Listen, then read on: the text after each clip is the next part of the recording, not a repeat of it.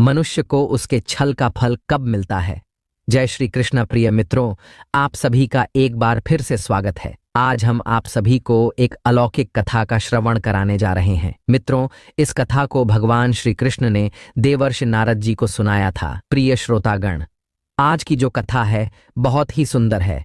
इस कथा का श्रवण करने मात्र से ही आपके सभी दुख दूर हो जाएंगे। आप सभी से निवेदन है कि कथा को प्रारंभ से अंत तक अवश्य सुने। आप सभी इस बात को भली भांति जानते हैं कि आधा अधूरा ज्ञान आपके जीवन के लिए घातक साबित हो सकता है। मैं जगत कल्याणनी श्री राधा जी से हाथ जोड़कर प्रार्थना करता हूँ कि जो भी श्रोतागण इस कथा का सच्चे मन से श्रवण कर रहे हैं, आप उनकी सभी मनोकामनाएं पूर्ण कर देना और उनके घर को खुशियों से भर देना। तो चलिए मित्रों, आपका ज्यादा समय नष्ट न करते हुए कथा को प्रारंभ करते हैं। मित्रों, एक दिन भगवान श्री कृष्ण द्वारिका नगरी में अपने स्वर्णिम सिंहासन पर विराजमान थे। उनके मुखमंडल की आभा सारे महल को सुखमय बना रही थी और उनके पीतांबर वस्त्र पूरे महल को मानो प्रकाशित कर रहे हों। तभी उनके पास नारायण का जाप करते हुए देवर्षि नारद जी आते हैं और भगवान श्री कृष्ण को प्रणाम करते हैं। नारद जी का अभिवादन करते हुए भगवान श्री कृष्ण कहते हैं, आइए नारायण भक्त, द्वारिका नगरी में आपका स्वागत है। अवश्य ही आप कोई अत्यंत महत्वपूर्ण समाचार लेकर आए होंगे। भगवान श्री कृष्ण की बात सुनकर देवर्षि नारद जी कहते हैं, हे प्रभु, मैं कोई समाचार लेकर नहीं आया हूँ, अपितु मैं तो आपके पास एक प्रश्न लेकर आया हूँ। तभी भगवान श्री कृष्ण मंद मुस्कान के साथ बोले, हे देवर्षि, कहिए आप क्या प्रश्न लेकर आए हैं। आप हमें निसंकोच होकर बताइए, हम आपके प्रश्न का उत्तर अवश्य देंगे और आपके व्याकुल मन को शांत करेंगे। देवर्षि नारद जी अपना प्रश्न बताते हुए कहते हैं, हे प्रभु, मनुष्य को सृष्टि के रचयिता भगवान ब्रह्मा जी ने बल दिया है, सामर्थ्य और बुद्धि दी और समस्त योनियों से श्रेष्ठ बनाया है। उसके बाद भी वह दूसरों के साथ छल क्यों करता है? क्या उसे उसके द्वारा किए गए छल का फल नहीं मिलता? नारद जी का प्रश्न सुनकर भगवान श्री कृष्ण कहते हैं, हे देवर्षि, आज आपने अत्यंत ही महत्वपूर्ण प्रश्न किया है। मैं आपके इस प्रश्न का उत्तर एक अत्यंत ही सुंदर कथा के माध्यम से देना चाहता हूँ। मित्रों, कथा सुनाते हुए भगवान श्री कृष्ण कहते हैं, हे देवर्षि, द्रविण देश में एक अत्यंत ही सुंदर राज्य था। उस राज्य में जयदत्त नाम का एक व्यापारी रहता था। वह भगवान शिव जी का परम भक्त था। एक दिन जयदत्त ने अपने मन में विचार करके व्यापार शुरू करने का निर्णय लिया और वह अपने साथ 5 सोने की मुद्राएं लेकर दूसरे राज्य की ओर चल देता है। चलते चलते वह बहुत थक गया था और सूर्य अस्त होने वाला था, किंतु इसके बाद भी जयदत्त ने अपने कदम नहीं रोके। वह लगातार अपने मार्ग पर आगे बढ़ता चला जा रहा था। तभी अचानक से उसने पीछे मुड़कर देखा तो उसे एक सन्यासी महात्मा दिखे जो उसकी ओर ही आ रहे थे। सन्यासी महात्मा को अपनी ओर आता देख जयदत्त ने सोचा, शायद यह सन्यासी महात्मा भी किसी दूसरे राज्य की ओर जा रहा है, तो क्यों ना इनसे मिला जाए। यदि 2 लोग साथ में रहेंगे तो यात्रा आसानी से कट जाएगी। यह सोचकर वह उस सन्यासी महात्मा के पास गया और उन्हें प्रणाम करते हुए बोला, हे मुनिवर, आप कहाँ जा रहे हैं? मित्रों, साधु महात्मा उसके प्रश्न का उत्तर न देते हुए उससे पूछते हैं, हे पुत्र, आप कहाँ जा रहे हो? जयदत्त साधु महात्मा के पूछने पर कहता है, हे मुनिवर, मैं बहुत संकट में हूँ।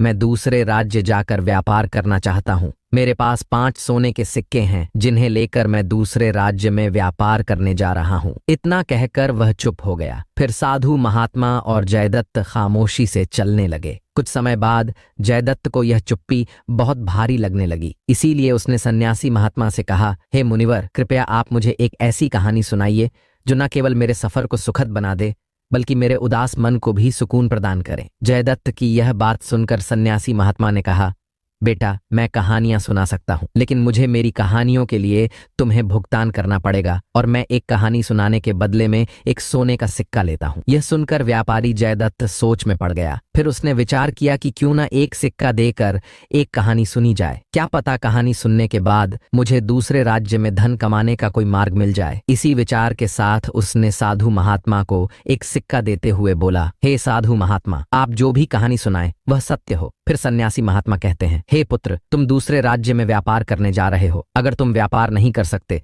तो खाली कभी मत बैठना। जो भी काम मिले उसे कर लेना, चाहे वह कैसा भी काम हो। तुम काम करने के लिए कोई शर्म मत करना। साधु महात्मा की यह बात सुनकर जयदत्त ने कहा, ठीक है मुनिवर, जैसा आप कह रहे हैं हम वैसा ही करेंगे। अब आप कहानी सुनाना प्रारंभ कीजिए। तभी साधु ने कहा, हे पुत्र, मेरी कहानी तो समाप्त हो चुकी है। तो जयदत्त ने कहा, साधु बाबा, यह कैसी कहानी थी? आपने तो हमें एक सीख दी है। तभी साधु महात्मा ने उससे कहा, बेटा, अगर तुम इस सीख को याद रखोगे तो हमेशा लाभ ही पाओगे। चलो ठीक है, मैं तुम्हें एक और कहानी सुनाता हूँ, किंतु उसके बदले तुम्हें एक और सोने की मुद्रा देनी होगी। इस बार जयदत्त ने सोच समझकर एक सोने की मुद्रा निकाली और साधु महात्मा के हाथ में दे दी और बोला, आप दूसरी कहानी सुनाइए। फिर साधु महात्मा ने कहा, सुनो पुत्र, कभी भी दूसरे के धन पर धोखे या चालाकी से अपना हक मत जताना। दूसरे की चीज को मिट्टी समझो और अपनी नीयत को कभी खराब मत होने देना। इतना कहकर साधु महात्मा चुप हो गए। फिर जयदत्त ने कहा, आगे की कहानी तो? सन्यासी महात्मा ने जवाब दिया, बेटा, कहानी इतनी ही थी। जयदत्त ने कहा, साधु बाबा, आपने तो इस बार भी सिर्फ सीख ही दी है। मित्रों, एक बार फिर जयदत्त ने साधु को एक सोने की मुद्रा दी और कहा, ठीक है, अब चलिए, आप मुझे क्या सिखाना चाहते हैं? मेरे लिए अगला संदेश क्या है? फिर साधु महात्मा ने कहा, बेटा, जीवन में कभी भी किसी का रहस्य किसी और के साथ मत बांटना। यह मेरा तीसरा संदेश है। और सीख तुम्हें चाहिए तो तुम अपनी बची हुई दोनों स्वर्ण मुद्राएं मुझे दे दो। मित्रों, साधु महात्मा के कहने पर जयदत्त ने अपनी बची हुई दोनों स्वर्ण मुद्राएं साधु महात्मा को दे दी। फिर साधु महात्मा ने आगे की सीख देते हुए कहा, बेटा, भले ही तुम कितने भी महत्वपूर्ण काम के लिए कहीं जा रहे हो, अगर रास्ते में कोई तुम्हें प्यार से बुलाकर बैठाता है तो उसकी बात अवश्य सुनो और उसे मना मत करना, भले ही इससे तुम्हें कोई नुकसान ही क्यों ना हो। बेटा, मेरा आखिरी संदेश यह है कि दुराचारी स्त्री का कभी जीवन में विश्वास मत करना, क्योंकि उसका मन कब परिवर्तित हो जाए इसका कुछ पता नहीं। मित्रों, अपनी अंतिम सीख देने के बाद सन्यासी महात्मा ने जयदत्त से कहा, बेटा, अब तुम्हारा और मेरा रास्ता अलग अलग हो गया है, अब मैं जाता हूं। फिर जयदत्त ने साधु को प्रणाम करते हुए कहा, हे मुनिवर, मैं आपकी बातों को हमेशा ध्यान में रखूंगा। इतना कहकर वह अपने मार्ग पर चल पड़ा और चलते चलते जयदत्त सोचने लगा कि साधु की कही हुई बातें सही होगी कि नहीं, ये तो पता नहीं, लेकिन ये सीख तो वह बिना स्वर्ण मुद्राओं के भी दे सकते थे। साधु बाबा को स्वर्ण मुद्राओं की क्या जरूरत थी? ऐसे ही विचारों में खोया हुआ जयदत्त दूसरे राज्य की ओर आगे बढ़ता गया। चलते चलते वह चंद्रपुर राज्य में पहुंच गया। मित्रों, उसके पास व्यापार करने के लिए कुछ भी धन नहीं बचा था, इसलिए अब वह व्यापार भी नहीं कर सकता था। फिर उसने उस राज्य में नौकरी करने का निश्चय किया। यह सोचकर वह नौकरी की खोज करने लगा और लोगों से पूछना शुरू कर दिया। तभी उसकी मुलाकात कौशल नाम के एक व्यक्ति से हुई। कौशल ने जब जयदत्त को देखा कि वह नौकरी की तलाश कर रहा है तो उसने जयदत्त को अपने पास बुलाया और उससे कहा कि मेरा नाम कौशल है और मैं इस राज्य के राजा वसुमन के यहाँ काम करता हूँ। मेरी जिम्मेदारी घोड़ों की देखभाल करने की है। मैं कई वर्षों से अपने घर नहीं गया हूँ। महाराज ने मुझे अपने घर जाने की अनुमति दे दी है, किंतु उन्होंने मेरे सामने यह शर्त रखी है कि मैं अपने स्थान पर किसी और को 1 महीने के लिए नौकरी पर लेकर आऊं। अगर तुम नौकरी करना चाहते हो तो अभी मेरे साथ राजमहल में चलो, मैं तुम्हें नौकरी दिला दूंगा। मित्रों, कौशल की यह बात सुनकर जयदत्त बहुत खुश हुआ और उसने प्रसन्नता से कहा, चलिए, मैं आपके साथ राजमहल में चलने के लिए तैयार हूं, मुझे तो नौकरी की तलाश है। इतना कहकर जयदत्त कौशल के साथ राजमहल की ओर चल देता है। मित्रों, राजा वसुमन बहुत ही पराक्रमी और बुद्धिमान राजा थे। उनके उदार स्वभाव के कारण राज्य की प्रजा बहुत प्रसन्न रहती थी और राजा का सम्मान करती थी। राजा की एक बेटी थी जिसका नाम सुमाली था। वह अत्यंत ही सुंदर और रूपवान थी। उसके समान सुंदर राज्य में कोई और नहीं था। राजा अपनी बेटी को बहुत प्रेम करता था। इसके अलावा राजा वसुमन को घुड़सवारी का बहुत शौक था। राजा के अस्तबल में दुनिया के अच्छे से अच्छे घोड़े बंधे हुए थे और उन घोड़ों की सेवा के लिए राजा ने एक अनुभवी सेवकों का एक दल बनाया था जिसमें कौशल भी शामिल था। मित्रों, महल में पहुंचने के बाद कौशल जयदत्त को अपने साथ लेकर राजदरबार में जा पहुंचा और राजा वसुमन को प्रणाम करते हुए बोला, हे महाराज, इसका नाम जयदत्त है। ये नौकरी की तलाश कर रहा है। मैं यहां इसे अपने स्थान पर रखने के लिए लाया हूं। सेवक की बात सुनकर राजा ने कहा, ठीक है, यदि तुम्हें लगता है कि यह व्यक्ति विश्वास के पात्र है तो इसे काम की सारी बातें समझा दो और फिर अपने घर चले जाओ। परंतु याद रखना, अगर हमारे घोड़ों की देखभाल में कोई कमी आई या उन्हें कोई परेशानी हुई तो इसकी सजा इसे नहीं बल्कि तुमको भुगतनी पड़ेगी। फिर कौशल ने कहा, महाराज, आप चिंता न करें, मैं इसे सब कुछ सिखा दूंगा। इतना कहकर वह राजा से आज्ञा लेता है और अपने साथ जयदत्त को लेकर राजा के अस्तबल में पहुंच गया जहां बहुत से घोड़े बंधे हुए थे। वहां पहुंचकर कौशल ने जयदत्त से कहा, देखो भाई जयदत्त, यह 7 घोड़े अब तुम्हारी देखरेख में हैं। तुम्हें इन घोड़ों की देखभाल करनी है। आज से इनकी सेवा करना तुम्हारा काम है। फिर जयदत्त ने कहा, मैं समझ गया, तुम निश्चिंत रहो मित्र। उसके बाद कौशल ने जयदत्त को ठहरने के लिए एक कमरा दिखाया और बोला, यह मेरा कमरा है, आज से यह तुम्हारा कमरा रहेगा। जब तक मैं ना लौटूं तब तक तुम यही रहना। अब जाओ और अपने काम में जुट जाओ। उसके बाद कौशल महल में आता है और राजा वसुमन से आज्ञा लेकर अपने घर की ओर चल पड़ा। इधर देवदत्त अपने काम को पूरी ईमानदारी से करने लगा। एक दिन घोड़ों को खिलाने के लिए चने लेने के लिए अन्य सेवक के साथ वह महल में जाता और प्रत्येक सेवक को 20-20 शेर चने दिए जाते थे। जयदत्त को भी 20 शेर चने दिए गए। वह चने लेकर अपने अस्तबल में चला गया। उसने चने को पानी में भिगोया, कूटा और फिर सभी 7 घोड़ों के सामने रख दिया। काम खत्म करने के बाद उसने सोचा बाकी सेवक के साथ थोड़ी देर बातचीत कर ली जाए। इस विचार के साथ वह उस बड़े कमरे में गया जहां बाकी सेवक विश्राम कर रहे थे। जयदत्त ने देखा कि वे सभी शराब का आनंद ले रहे थे। उनके पास पहुंचकर जयदत्त ने कहा, अरे भाई, आप लोग अपना काम पूरे किए बिना शराब पी रहे हो।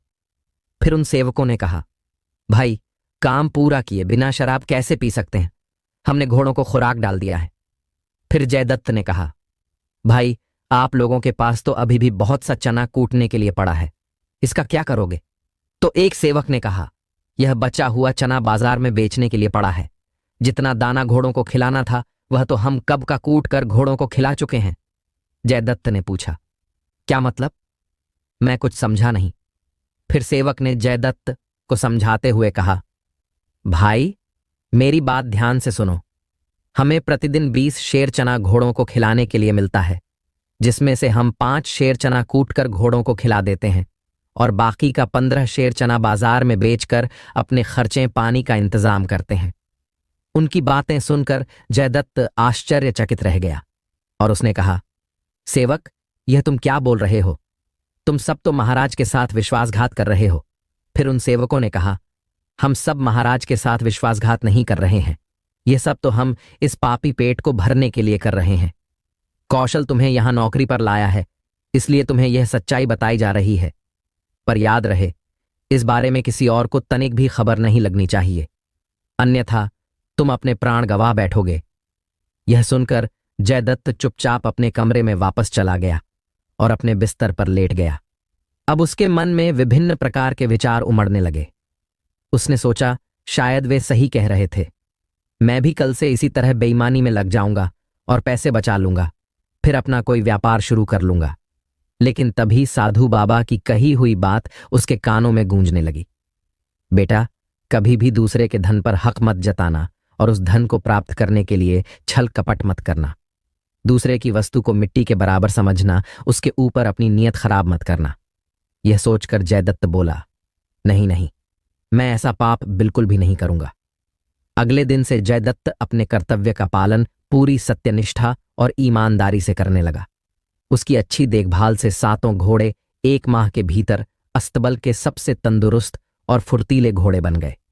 एक दिन दरबार में राजा ने अपने मंत्री से कहा, मंत्री जी, बहुत दिन हो गए, मैंने अपने घोड़ों को देखा नहीं। मैं अपने घोड़ों को देखना चाहता हूं। तुम सभी सेवकों को अवगत करा दो कि वे अपने अपने घोड़ों के साथ राज्य के मैदान में पहुंचे। मैं कल उन्हें देखना चाहता हूं। राजा का आदेश पाकर मंत्री ने यह सूचना जयदत्त सहित अन्य सेवकों तक पहुंचा दिया। मित्रों, राजा के आदेशानुसार अगले दिन सभी सेवक अपने घोड़ों को नहलाकर और सजाकर राज्य के मैदान में आ गए। राजा ने जब सभी घोड़ों का मुआयना किया तो पाया कि सभी घोड़े कमजोर और बीमार प्रतीत हो रहे थे। इससे राजा को काफी गुस्सा आया। उन्होंने अपने मंत्री से कहा, हमारे सभी घोड़े तो काफी स्वस्थ और शक्तिशाली थे, यह कैसे इतने कमजोर और बीमार हो गए? मंत्री ने कहा, महाराज, मुझे ऐसा प्रतीत होता है कि सभी सेवक ने घोड़ों की सही देखभाल नहीं की। जब राजा वसुमन जयदत्त के पास पहुंचे तो देखा कि जयदत्त के घोड़े काफी स्वस्थ और शक्तिशाली थे। यह देखकर राजा बहुत खुश हुए और बोले, सेवक, हम तुम्हारे कार्य से बहुत प्रसन्न हुए। कल तुम राजमहल में आ जाना। राजा की आज्ञा पाकर जयदत्त अगले दिन राजा के दरबार में जा पहुंचा। फिर राजा वसुमन ने पूछा, हे सेवक, क्या तुम वही हो जिसे कौशल ने अपने स्थान पर नियुक्त किया था? जयदत्त ने उत्तर देते हुए कहा, जी महाराज, मैं वही जयदत्त हूं जिसे कौशल अपने साथ लेकर आया था। फिर राजा वसुमन ने कहा, हे सेवक, हम तुम्हारी ईमानदार और सेव भक्ति से अत्यधिक प्रसन्न हैं मित्रों। आगे राजा ने कहा, हे सेवक, हमने तुम्हें यहां इसलिए बुलाया है क्योंकि हम जानना चाहते कि आपके घोड़े ही क्यों स्वस्थ और सुंदर हैं, बाकी क्यों नहीं। सभी को एक समान आहार मिलता है, उसके बाद भी अन्य घोड़ों की स्थिति दयनीय है। मित्रों, थोड़ी देर सोचने के बाद जयदत्त ने कहा, महाराज, मैं आपके प्रश्न का उत्तर दे सकता हूं, लेकिन इसके लिए सभी सेवक का यहां होना जरूरी है। राजा के आदेशानुसार सभी सेवक को बुलाया गया। फिर राजा ने कहा, अब बताओ जयदत्त। फिर जयदत्त ने उत्तर देते हुए कहा, महाराज, सच बात यह है कि यह सब सेवक बहुत ही धोखेबाज, लालची और विश्वासघाती हैं। आपका आदेश है कि घोड़ों को प्रतिदिन 20 शेर चना खिलाया जाए, लेकिन यह लोग केवल 5 शेर चना ही खिलाते हैं और बाकी को बाजार में बेच देते हैं। पर मैंने ऐसा कभी नहीं किया। मैं रोज 20 शेर चना घोड़ों को खिलाता हूं। इसी कारण मेरे घोड़े अत्यधिक स्वस्थ और शक्तिशाली हैं। यह सुनकर राजा को क्रोध आ गया और बाकी के सेवकों पर क्रोधित होकर बोले, क्या यह बात सच है? जवाब दो, वरना तुम्हें इस दुष्कार्य के लिए मृत्युदंड दिया जाएगा। मित्रों, राजा के क्रोध को देखकर सभी सेवक डर के मारे थर थर कांपने लगे और बोले, क्षमा करें महाराज, क्षमा करें, हमसे गलती हो गई। हम विश्वास दिलाते हैं फिर से ऐसी गलती नहीं होगी। तब जयदत्त ने कहा, हे महाराज, मैं आपसे निवेदन करता हूं कि इस बार आप इन्हें क्षमा कर दीजिए। जयदत्त के कहने पर राजा ने बाकी सेवक को इस बार के लिए क्षमा कर दिया और जयदत्त से कहा कि आज से हम तुम्हें अस्तबल का मुख्य निरीक्षक नियुक्त करते हैं। आज से तुम्हारा काम इन सभी की हरकतों पर निगरानी रखना होगा। इसके बदले तुम्हें 600 अशर्फियां मिलेंगी और साथ ही भोजन और रहने का स्थान भी मिलेगा। यदि अब की बार इनमें से कोई मुट्ठी भर भी चना गायब करे तो इसकी सूचना मुझे देना। मैं जीवन भर के लिए इन्हें कारागार में डाल दूंगा। फिर राजा ने अपने हाथ से एक हीरे की अंगूठी उतारी और उसे जयदत्त को देते हुए बोले, यह अंगूठी तुम्हें मैं उपहार में दे रहा हूं। इस अंगूठी का प्रयोग करके तुम मुझसे राजमहल में बिना किसी रोक टोक के मिल सकते हो। इसे द्वारपाल को दिखाकर कहीं भी आ जा सकते हो। मित्रों, अंगूठी लेकर जयदत्त राजा का आभार प्रकट करता है। इसके बाद जयदत्त और अन्य सेवक महल से बाहर आ गए। फिर जयदत्त ने उन सेवकों से कहा, देखो, इस बार मैंने तुम्हें बचा लिया है। अगर आगे से कोई गलती हुई तो सख्त सजा मिलेगी। सभी ने एक स्वर में कहा, नहीं भाई, अब कोई गड़बड़ी नहीं होगी। उस दिन के बाद किसी भी सेवक ने घोड़ों के चारे में बेईमानी नहीं की और पूरी निष्ठा से काम किया। इसका परिणाम ये मिला कि घोड़े जल्दी ही स्वस्थ और चुस्त दिखने लगे। यह देखकर राजा बहुत खुश हुआ। मित्रों, समय पूरा होने पर कौशल अपने घर से लौट आया और सभी घोड़ों को इतना स्वस्थ और चुस्त देखकर वह हैरान रह गया। कौशल को देखकर अन्य सेवक ने उसे घेर लिया और पूरी कहानी कह सुनाई कि कैसे जयदत्त ने उनकी बेईमानी पकड़ी और अब वह अस्तबल का मुख्य निरीक्षक बन गया है। उनकी बातें सुनने के बाद कौशल ने एक लंबी सांस ली और बोला, तुम सब चिंता मत करो, मैं लौट आया हूं, जयदत्त को सबक सिखाऊंगा। इतना कहकर वह अपने कमरे में चला गया और जयदत्त के आने का इंतजार करने लगा। कुछ देर बाद जब जयदत्त कमरे में आया तो वह कौशल को देखकर बहुत खुश हुआ और बोला, कहो मित्र, कब आए? घर में सब कुशल मंगल तो है? कौशल ने कहा, अभी कुछ ही देर पहले आया हूं। तुमने तो कमरे को बहुत ही सही ढंग से व्यवस्थित किया हुआ है। इसके बाद दोनों आपस में बातें करने लगे। फिर जयदत्त ने उसे वह सब कुछ बताया जो कुछ भी उसकी अनुपस्थित में घटित हुआ था, जिसे कौशल पहले ही अपने साथियों से सुन चुका था। इसके बाद दोनों भोजन करने के बाद अपने अपने बिस्तरों पर लेट गए। अब तो कौशल को जयदत्त से ईर्ष्या होने लगी थी। वह क्रोध की ईर्ष्या में जल रहा था। उसे नींद नहीं आ रही थी।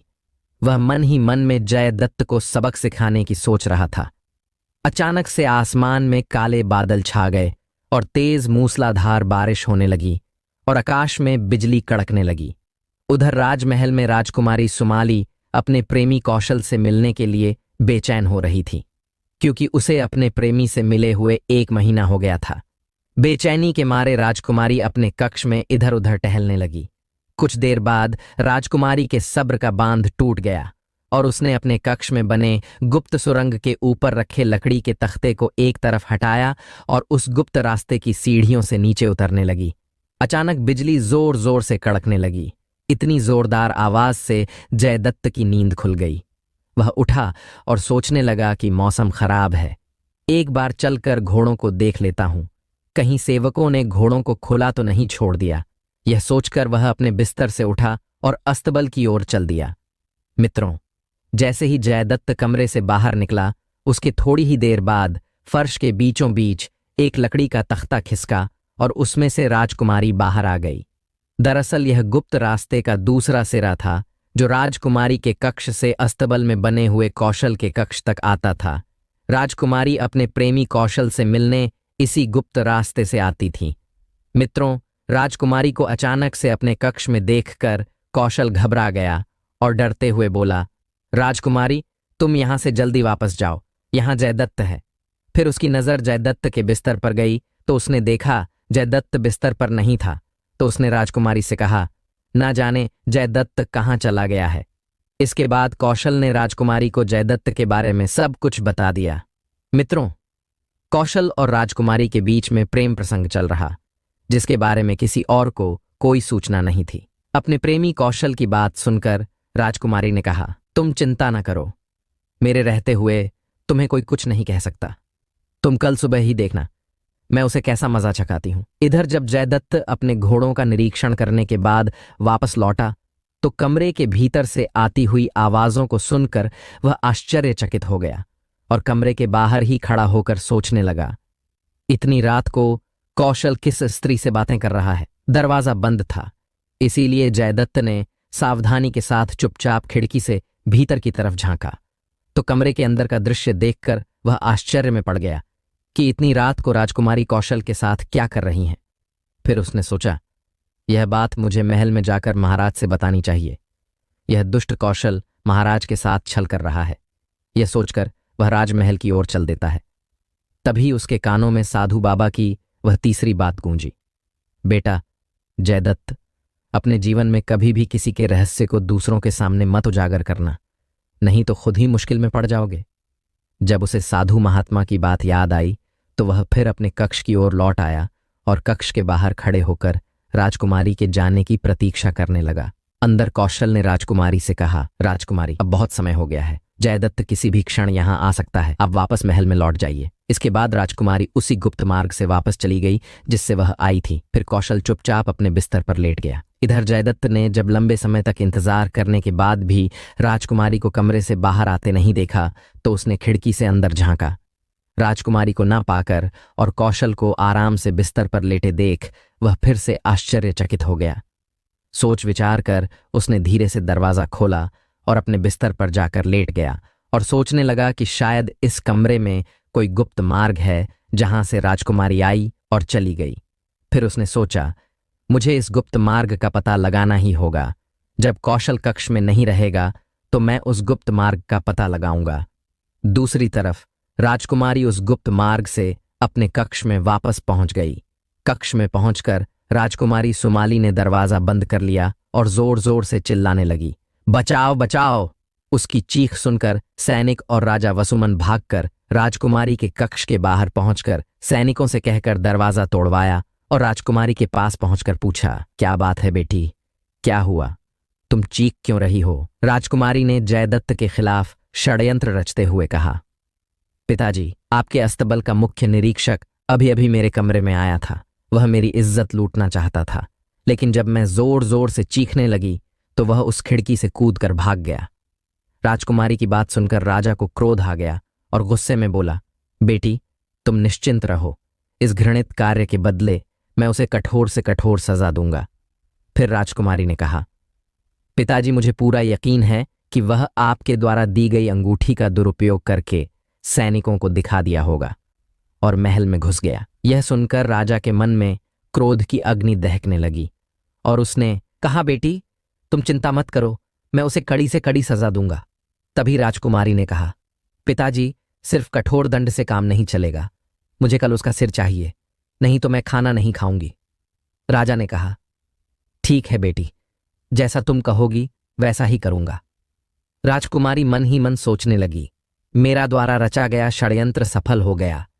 अब मेरे और कौशल के बीच पनप रही बाधा हमेशा के लिए खत्म हो जाएगी। उसके बाद राजकुमारी निश्चिंत होकर अपने बिस्तर पर सो गई। राजा अपने शयन कक्ष में चले गए, परंतु उनकी आंखों से नींद उड़ चुकी थी। वह सोच रहे थे, कल सुबह मैं जयदत्त को दरबार में बुलाकर मृत्युदंड दे दूंगा।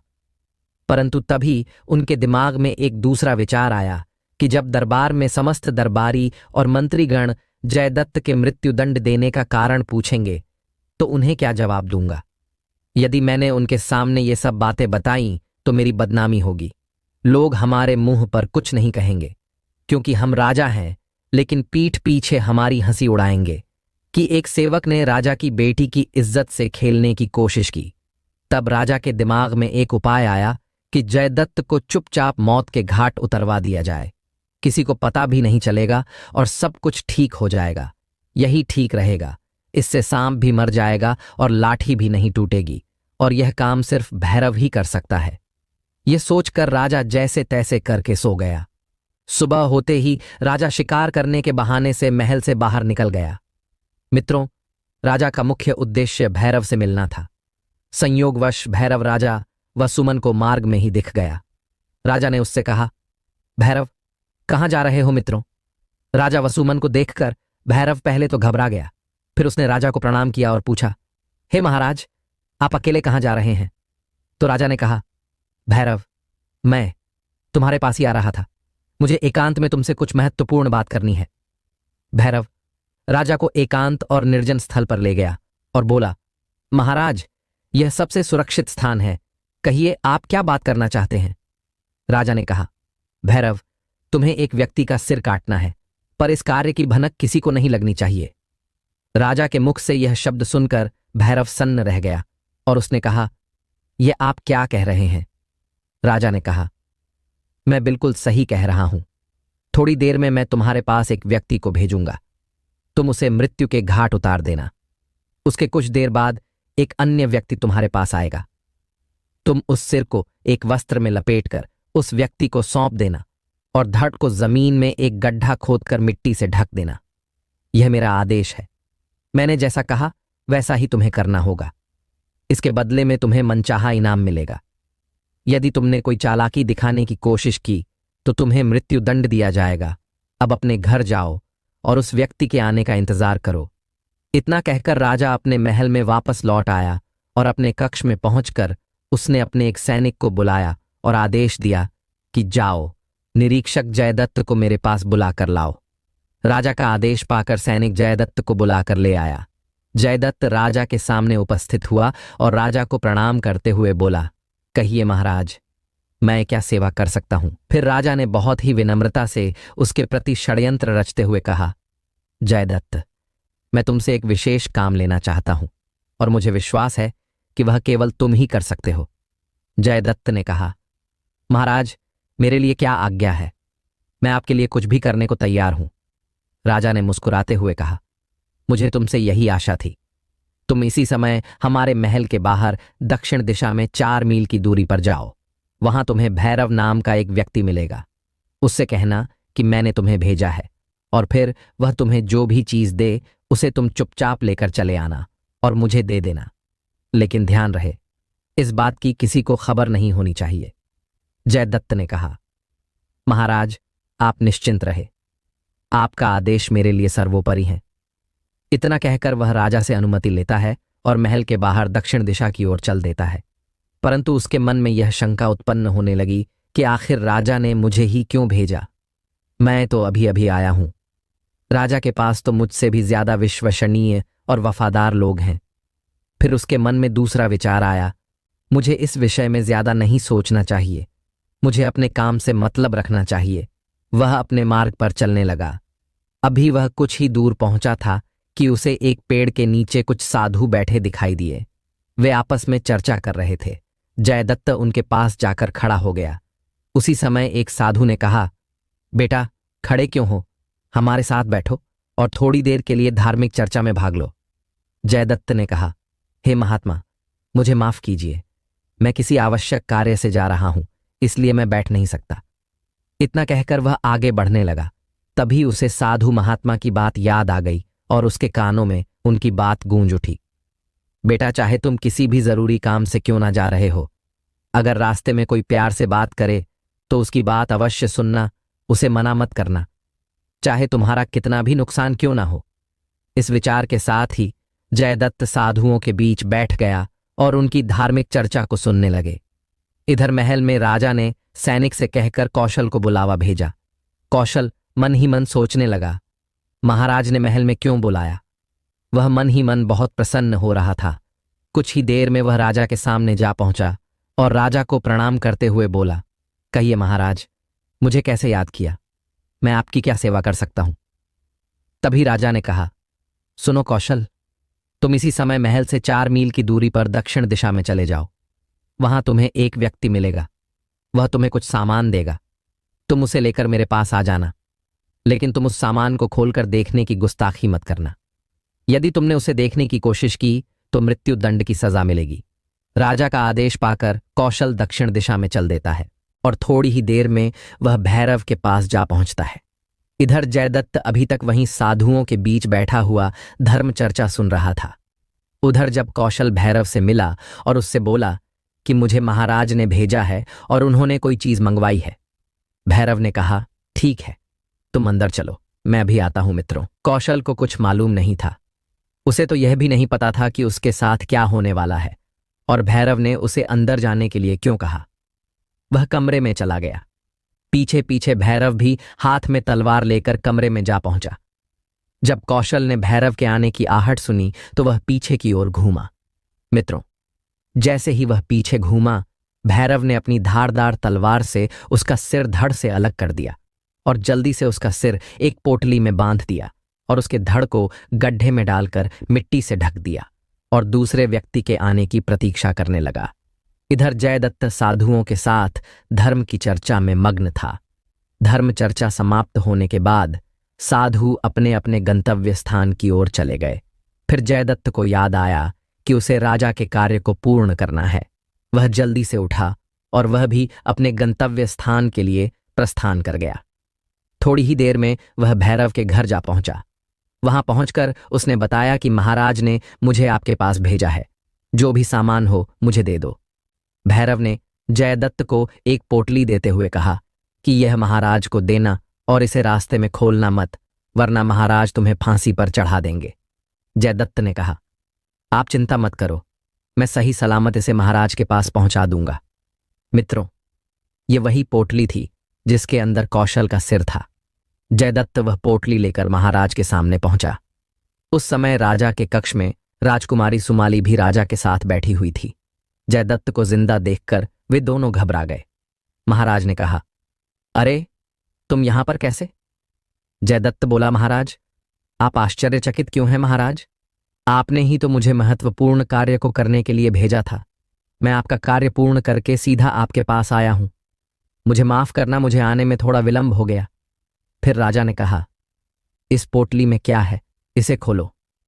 राजा का आदेश पाकर जयदत्त ने जैसे ही पोटली खोली, राजा और राजकुमारी के साथ साथ उसके कंठ से भी चीख निकल गई। उसमें कौशल का कटा हुआ सिर था।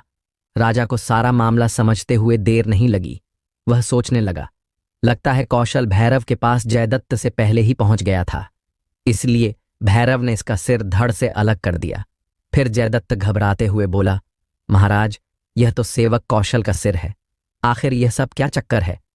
तभी राजकुमारी सुमाली कौशल के कटे हुए सिर को देखकर फूट फूट कर रोने लगी और कहने लगी, मेरे प्रिय, आप मुझे अकेला छोड़कर क्यों चले गए? मुझे नहीं पता था कि मेरे द्वारा रचे गए षड्यंत्र से तुम्हारी ही जान चली जाएगी। अपनी बेटी के मुख से यह बात सुनकर राजा ने कहा, बेटी तुम क्या कह रही हो?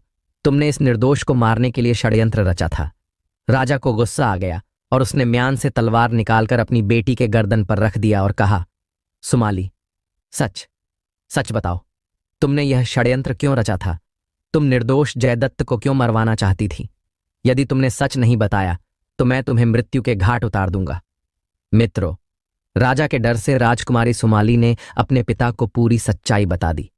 सब कुछ जानने के बाद राजा की आंखों के सामने अंधेरा छा गया और वह बोले, हे भगवान, आज आपने अनर्थ करने से मुझे बचा लिया। आज मैं एक निर्दोष व्यक्ति को बिना किसी अपराध के मौत की सजा देने वाला था। भगवान मुझे क्षमा करना। राजकुमारी ने अपने पिता से तलवार छीनकर आत्महत्या कर ली मरते हुए उसने कहा, पिताजी मुझे माफ कर दीजिए, मैंने आपका विश्वास तोड़ा और एक बेगुनाह व्यक्ति को मारने की कोशिश की। इसकी सजा भगवान ने मुझे दे दी है। यह कहकर राजकुमारी की आत्मा शरीर छोड़ गई। इसके बाद राजा ने राजकुमारी और कौशल का अंतिम संस्कार कर दिया। अगले दिन राज दरबार में भरी सभा में राजा ने अपने अपराध को स्वीकार करते हुए कहा, मैं जानता हूं आप मुझे अपराधी मानते हुए भी मुझे सजा नहीं देंगे, लेकिन मेरा मानना है कि अब मैं इस सिंहासन पर बैठने के योग्य नहीं रहा। इस कारण मैं आज यह घोषणा करता हूं कि आज से इस राज्य के सिंहासन पर जयदत्त विराजमान होगा। आज से जयदत्त इस राज्य का नया राजा है। सभी मंत्री और दरबारी राजा की इस बात का विरोध करने लगे।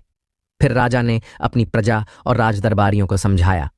मित्रों, राजा के कहने पर सभी ने जयदत्त को अपना नया राजा स्वीकार किया। इसके बाद जयदत्त का राज्याभिषेक समारोह पूरे विधि विधान से संपन्न हुआ। जयदत्त अब उस राज्य का राजा बन गया। इस घटना के पश्चात महाराज वसुमन ने संन्यास ले लिया और राजमहल छोड़कर सदा के लिए विदा हो गए। अब जयदत्त चंद्रपुर राज्य का राजा बन चुका था और राज्य के कार्यों को बड़ी ही ईमानदारी से संभालने लगा।